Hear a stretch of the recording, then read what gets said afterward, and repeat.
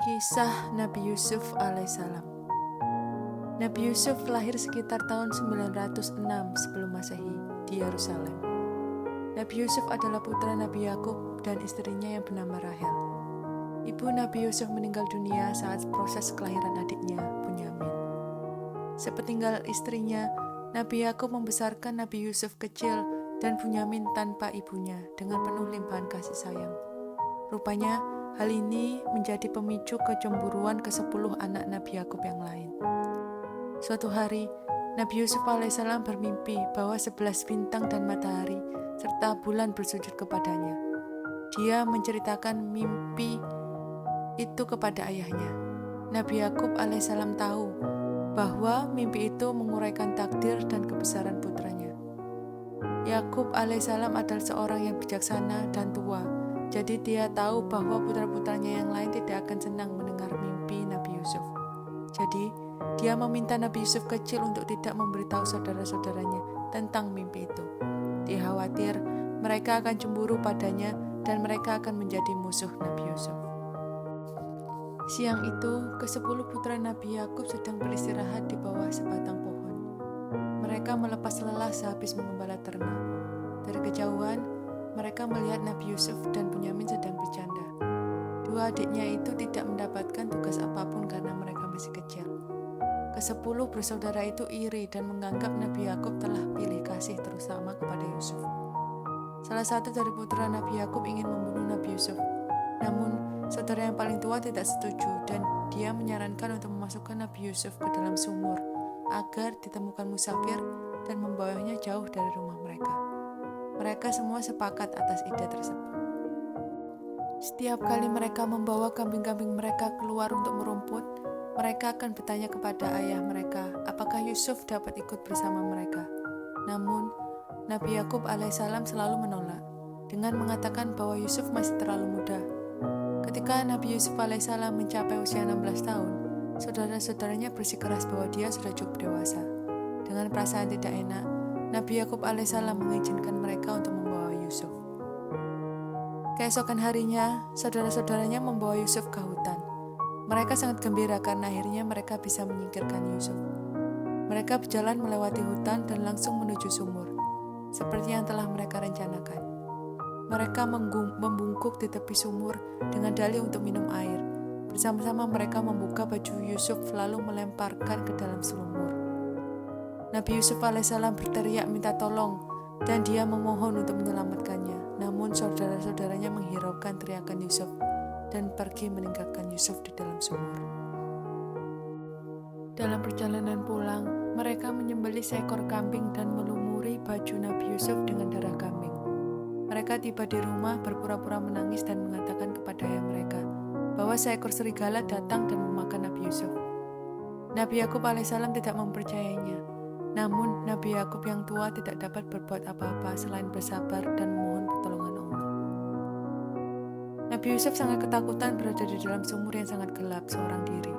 Dia bertanya-tanya mengapa saudara-saudaranya melakukan hal ini kepadanya. Tidak lama, sekelompok pedagang sedang dalam perjalanan menuju Mesir melalui sumur tersebut dan beristirahat sambil mengisi persediaan air mereka. Yusuf sangat gembira ketika melihat sebuah ember turun ke dalam sumur. Dengan sigap Yusuf memegangnya. Ketika budak yang mengambil air itu mulai mengangkutnya, dia merasa bebannya sangat berat. Lalu dia mengintip ke dalam sumur. Dia terkejut melihat seorang pemuda yang berpegangan pada tali. Budak tersebut memegang tali itu dengan erat lalu berteriak kepada teman-temannya untuk meminta bantuan. Mereka terkejut ketika melihat pemuda tampan dan mereka berniat untuk menjual Nabi Yusuf di pasar budak. Setelah beberapa hari perjalanan mengarungi gurun pasir, sampailah mereka di salah satu kota kecil di Mesir yang masuk dalam wilayah kekuasaan Raja Rayyan bin Walid, Raja Hyksos, Mesir. Nabi Yusuf dibawa di pasar budak. Allah sudah mengatur segalanya. Pada hari itu, Menteri Utama Mesir bernama Al-Aziz sedang berjalan-jalan di pasar budak tersebut. Ketika dia melihat Nabi Yusuf, dia langsung ingin membelinya. Al-Aziz membeli Nabi Yusuf hanya dengan beberapa koin perak. Ketika mereka sampai di sana, sang Nabi sangat terkejut ketika kepala menteri memerintahkan anak buahnya untuk melepaskan rantainya. Al-Aziz kemudian mengatakan kepada Nabi untuk tidak mengkhianati kepercayaannya. Sebaliknya, Al-Aziz juga berjanji kepada Nabi Yusuf bahwa dia tidak akan memperlakukannya dengan buruk. "Buatlah dia merasa nyaman di sini," kata Al-Aziz kepada istrinya. Yusuf alaihissalam bersyukur kepada Allah karena sekarang dia memiliki tempat berlindung dan dia dirawat dengan baik. Nabi Yusuf alaihissalam diangkat menjadi pelayan pribadi istri Perdana Menteri. Kepatuhan dan ketaatannya memenangkan hati semua orang. Ketampanan Nabi Yusuf juga menjadi buah bibir di seluruh kota. Wajahnya memikat banyak para wanita, termasuk Zulaiha, istri sang menteri Al-Aziz. Kekaguman Zulaiha pada Nabi Yusuf alaihissalam berubah menjadi cinta. Bahkan dia tidak dapat mengendalikan hasratnya. Suatu hari, Zulaiha mencoba mencium Nabi Yusuf. Namun, Nabi Yusuf menolaknya karena dia adalah seorang penyembah Allah yang taat. Dia kemudian berjalan menjauhi Zulaiha dan pergi menuju pintu. Zulaiha berlari mengejarnya dan memegang baju Nabi Yusuf. Ketika Zulaiha menariknya, tak sengaja dia merobek baju Nabi Yusuf dengan robekan baju tersebut berada di tangan Zulaiha. Di saat yang sama, pintu tiba-tiba terbuka. Di sana berdiri suaminya dan seorang kerabat yang lain.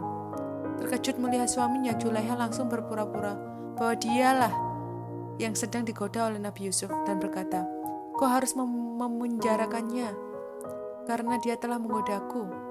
Nabi Yusuf langsung menyangkal tuduhan tersebut. "Dialah yang menggodaku dan mencoba menarikku," kata Nabi Yusuf. Al-Aziz adalah orang yang adil. Dia masih bingung dan tidak yakin siapa yang harus dipercaya. Maka dia meminta nasihat kepada sepupu istrinya. Jika bajunya robek dari depan, maka dia, Yusuf, telah mengatakan yang sebenarnya. Dan dia, Zulaiha, termasuk orang-orang yang berdusta, saran sepupunya. Dengan demikian, ketidakbersalahan Yusuf terbukti. Al-Aziz meminta maaf atas ketidaksenonohan istrinya dan meminta Yusuf untuk bersumpah untuk merahasiakan hal tersebut. Berita tentang insiden itu menyebar di kota. Para wanita lain mulai mengejeknya. Merasa tertekan, Zulaiha berencana untuk membuktikan kepada semua orang bahwa mereka tidak akan berdaya menghadapi ketampanan Nabi Yusuf yang luar biasa. Oleh karena itu, Zulaiha mengundang para wanita ini ke sebuah perjamuan di kediamannya. Di sana, dia menyajikan buah-buahan dengan pisau. Ketika para wanita sedang asik mengobrol sambil mengiris buah-buahan, Zulaiha memanggil Nabi Yusuf. Para wanita itu sangat takjub menatap ketampanan Nabi Yusuf. Mereka mengiris tangan mereka tanpa rasa sadar. Zulaiha memanfaatkan momen tersebut untuk mengumumkan bahwa orang yang patut disalahkan adalah Nabi Yusuf. Kemudian dia memperingatkan Nabi Yusuf bahwa jika dia menyangkal lagi, dia akan dipenjara. Nabi Yusuf menjawab, "Lebih baik aku masuk penjara daripada melakukan perbuatan dosa." Malam itu, Zulaiha meyakinkan suaminya bahwa satu-satunya cara untuk menjaga kehormatan dan gengsinya adalah dengan memenjarakan Nabi Yusuf. Kepala menteri mengasihi sang nabi seperti anaknya sendiri, dan dia tahu bahwa dia tidak bersalah. Dia belum pernah bertemu dengan orang lain yang begitu setia kepadanya. Dengan berat hati, Al-Aziz memerintahkan agar Nabi Yusuf alaihissalam ditangkap dan dipenjarakan. Bukanlah keputusan yang mudah baginya untuk memenjarakan orang yang tidak bersalah. Akan tetapi, dia tidak punya pilihan lain. Hari itu, Nabi Yusuf alaihissalam dirantai dan dimasukkan ke dalam penjara. Orang-orang di dalam penjara itu tahu bahwa Nabi Yusuf alaihissalam adalah seorang pemuda mulia dengan pengetahuan yang luas dan hati yang penuh kasih sayang. Nabi diberkati Allah dengan kemampuan untuk menafsirkan mimpi. Pada waktu yang hampir bersamaan, dua orang lain masuk ke dalam penjara.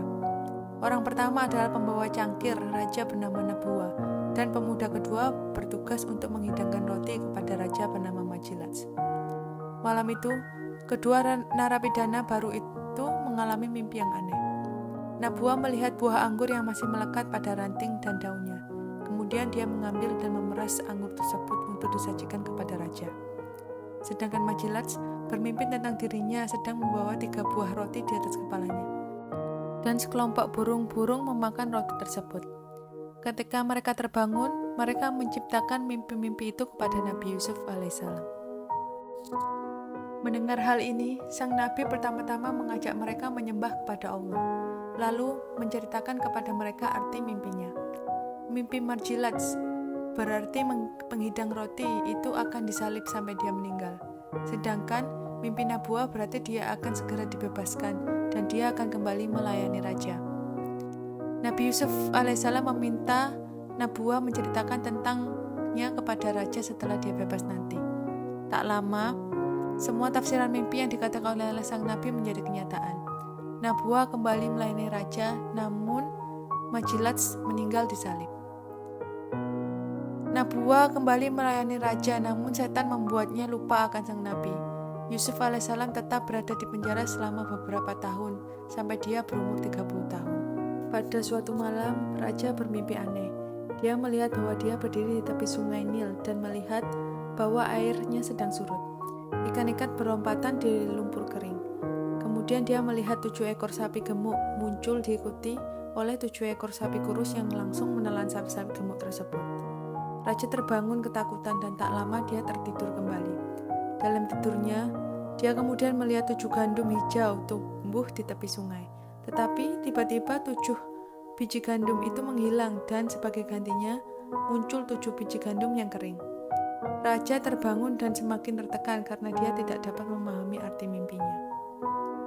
Keesokan harinya dia memanggil para menteri, pendeta, dan penasehatnya untuk menceritakan mimpi-mimpi itu kepada mereka.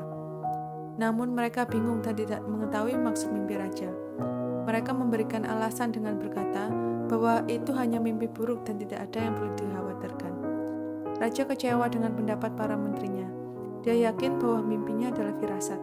Ketika itu, Nabuah sedang melayani raja dan teringat pada Nabi Yusuf alaihissalam.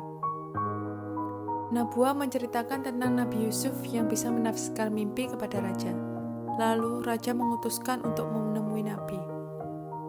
Nabuah menceritakan kepada Nabi Yusuf tentang mimpi raja. Nabi berdoa kepada Allah dan kemudian menjelaskan arti mimpi tersebut. Akan ada 7 tahun panen yang melimpah di kerajaan, katanya. Jika tanah diolah dengan baik, maka akan ada panen yang baik dan orang-orang akan memiliki makanan yang lebih dari cukup. Ini akan diikuti oleh 7 tahun kekeringan di kerajaan. Orang-orang tidak akan memiliki cukup makanan dan akan terjadi kelangkaan makanan di seluruh Mesir. Ketika pembawa cangkir itu memberitahu raja tentang penafsiran tersebut, raja sangat kagum.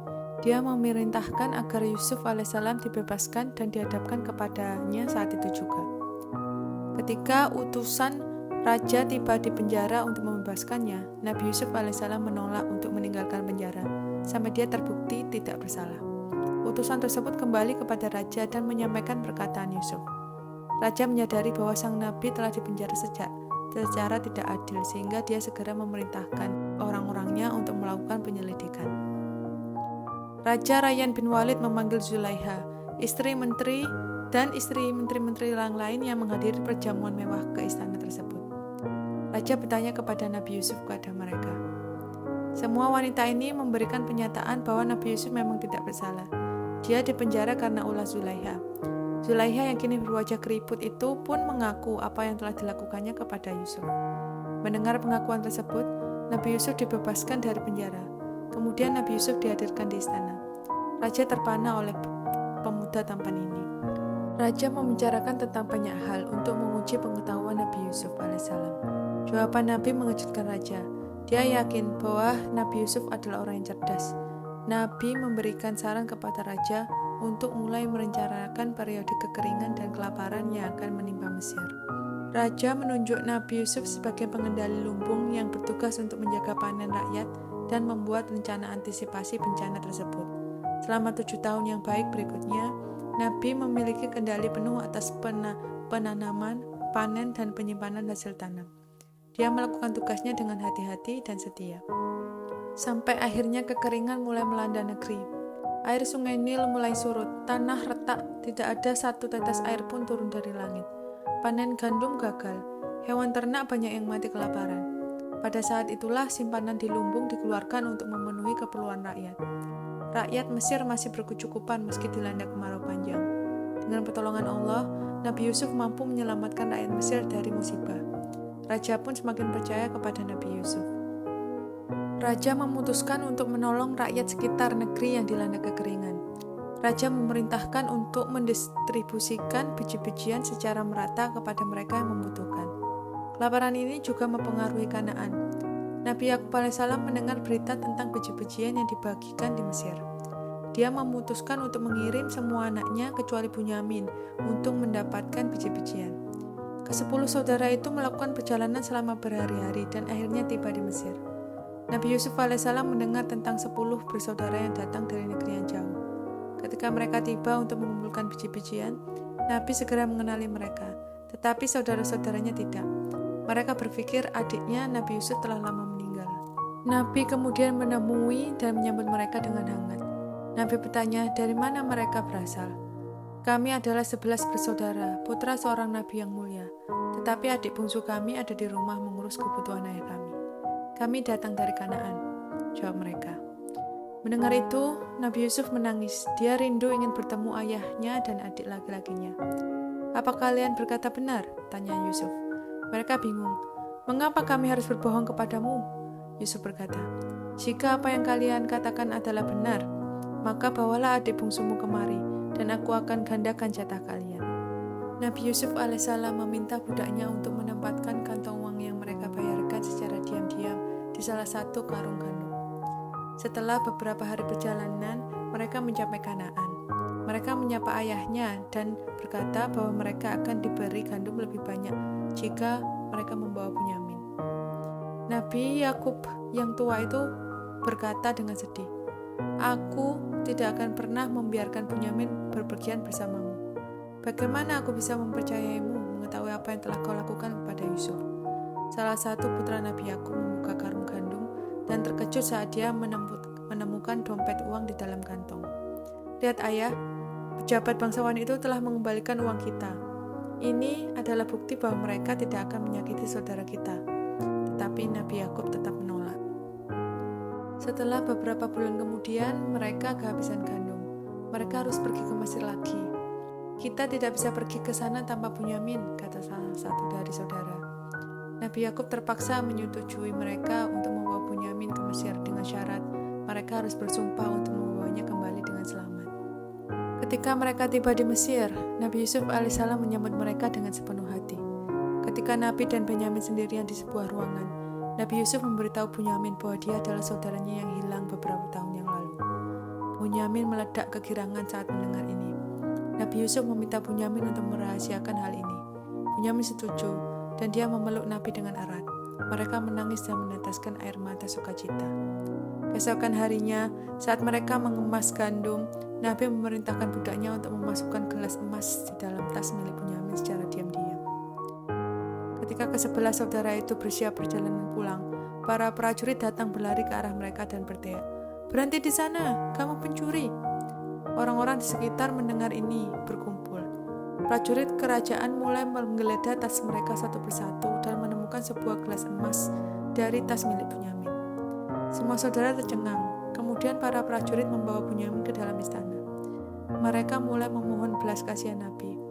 Wahai menteri, ambillah salah satu dari kami sebagai gantinya. Tetapi Nabi Yusuf alaihissalam menolak. Nabi Yusuf melakukan siasat ini karena dia ingin Bunyamin tetap tinggal bersamanya di kerajaan. Yahuda, saudara tertua, sangat khawatir akan sumpahnya kepada Nabi Yakub untuk membawa Bunyamin pulang, dan dia mengatakan kepada yang lain, aku akan tinggal di sini dan aku tidak akan meninggalkan tanah ini sampai ayahku mengizinkanku atau sampai Bunyamin dibebaskan. Setelah berhari-hari di perjalanan, putra-putra Nabi Yakub sampai di rumah mereka. Mereka menjelaskan apa yang telah terjadi. Nabi Yakub yang sudah sangat tua itu pun merasa sangat sedih. Nabi Yakub alaihissalam meminta anak-anaknya untuk tidak putus asa dan kembali ke Mesir. Ketika mereka tiba di Mesir, mereka menjemput Yahuda dan pergi bersama menemui Yusuf untuk memohon agar melepaskan Bunyamin. Nabi Yusuf merasa iba kepada mereka. Dia mengungkap jati dirinya dengan berkata, keburukan apa yang telah kalian lakukan kepada Yusuf? Ke-10 saudaranya tercengang. Mereka heran kenapa sang menteri Mesir ini tahu apa yang telah mereka lakukan kepada Nabi Yusuf alaihissalam beberapa tahun yang lalu. Mereka tahu bahwa ini adalah rahasia yang hanya diketahui oleh diri mereka sendiri dan Nabi Yusuf. Apakah kau saudara kami Yusuf? Mereka bertanya kepadanya. Iya, aku Yusuf dan Bunyamin adalah saudaraku, jawabnya. Ke-10 saudaranya bersujud dan meminta maaf kepadanya. Yusuf berkata, aku tidak akan menghukummu Semoga Allah akan mengampunimu juga. Yusuf kemudian memeluk saudara-saudaranya dan menangis dengan sukacita. Tidak mungkin baginya untuk meninggalkan Mesir karena dia memiliki banyak tanggung jawab. Nabi Yusuf berkata, "Pulanglah dan bawa pakaianku dan usapkan pada mata ayahku. Insya Allah, dengan izin Allah, ayah akan dapat melihat lagi dan bawa semua anggota keluarga untuk pindah ke sini." Ke-10 saudaranya kembali ke Mesir untuk melaksanakan permintaan Nabi Yusuf alaihissalam. Dengan izin Allah, Nabi Yakub alaihissalam pun bisa melihat kembali. Kemudian bersama-sama mereka menuju Mesir untuk bertemu kembali dengan sang anak yang lama menghilang. Nabi Yusuf alaihissalam sangat senang saat melihat rombongan Nabi Yakub alaihissalam tiba di istana. Nabi Yusuf alaihissalam meminta izin kepada raja bahwa semua keluarganya akan pindah dan menetap di Mesir. Raja pun ikut senang dengan keputusan Nabi Yusuf. Keluarga Nabi Yusuf merebahkan diri seraya bersujud kepada Yusuf. Dan Yusuf berkata, "Wahai ayahku, ini adalah penjelasan dari mimpiku. Tuhan telah menjadikannya kenyataan.